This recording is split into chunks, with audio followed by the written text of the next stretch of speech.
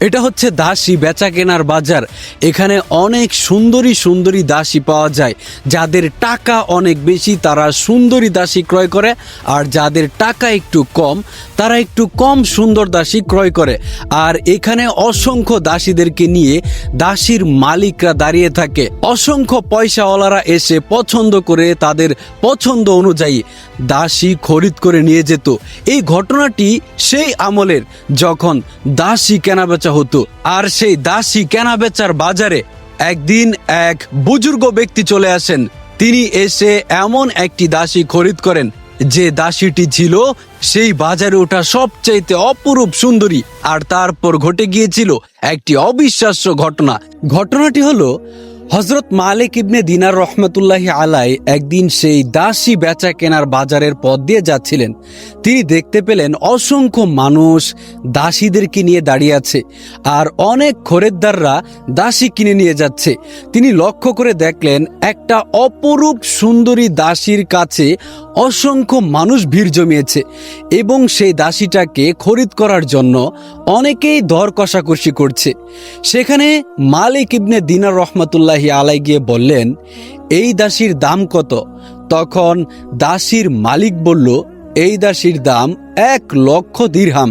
তখন মালিক ইবনে দিনার রহমতুল্লাহি আলাই বললেন, আমি এই দাসীটিকে কিনতে চাই। এই কথা শুনে দাসী অট্টহাসি দিয়ে উঠল এবং বলল, আপনাকে তো দেখেই গরিব মনে হচ্ছে, আপনি কিভাবে আমার মতো সুন্দরী দাসীকে কিনে নিবেন? তখন মালিক ইবনে দিনার রহমতুল্লাহি আলাই বললেন, হ্যাঁ, আমি অবশ্যই তোমাকে কিনে নিতে পারবো। তখন মালিক ইবনে দিনার রহমতুল্লাহি আলাইকে একেবারে মালিকের কাছাকাছি নিয়ে যাওয়া হলো। তখন মালিক বলল, আপনি এই দাসী কিনতে চান? মালিক ইবনে দিনার বললেন, হ্যাঁ, আমি এই দাসী কিনতে চাই।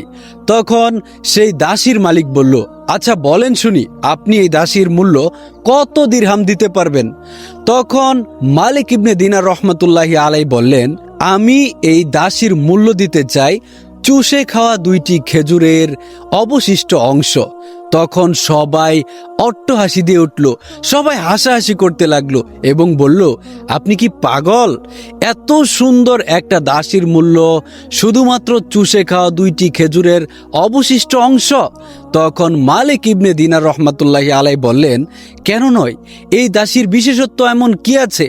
আমি তো জানি এই দাসী এমন একটি দাসী যে যদি 2 দিন গোসল না করে তার শরীর থেকে গন্ধ বের হবে। যদি সে চুল না আশ্রায় তার চুলের ভেতরে অসংখ্য উকুন বাসা বাঁধবে। যদি সে মেসওয়াক না করে তাহলে তার মুখ থেকে দুর্গন্ধ বের হবে। এবং এই দাসী টাকার বিনিময় মানুষকে ভালোবাসে। তার চেহারার পরিচর্যা না করলে তার চেহারা নষ্ট হয়ে যাবে। সময়ের সাথে সাথে এই দাসী একদিন বৃদ্ধ হয়ে যাবে। এই দাসীর মূল্য এর চাইতে বেশি হওয়ার কোনো সম্ভাবনাই নেই। তার চেয়ে বরং আমার কাছে এমন দাসী আছে যে দাসী এই পৃথিবীর মানুষ কল্পনাও করতে পারবে না। তার চেহারার ঝলক যদি দুনিয়ায় পড়ে, দুনিয়ায় কখনোই অন্ধকার হবে না। তার একটু থুতু যদি 7 সমুদ্রের মধ্যেও পড়ে যায়, সমুদ্রের সমস্ত পানি সুমিষ্ট হয়ে যাবে। পৃথিবীর কোনো একটা জায়গায় যদি তার একটি চুল রেখে দেওয়া হয়, পৃথিবী কখনোই কোনোদিন অন্ধকার হবে না। তখন সবাই অবাক হয়ে গেল।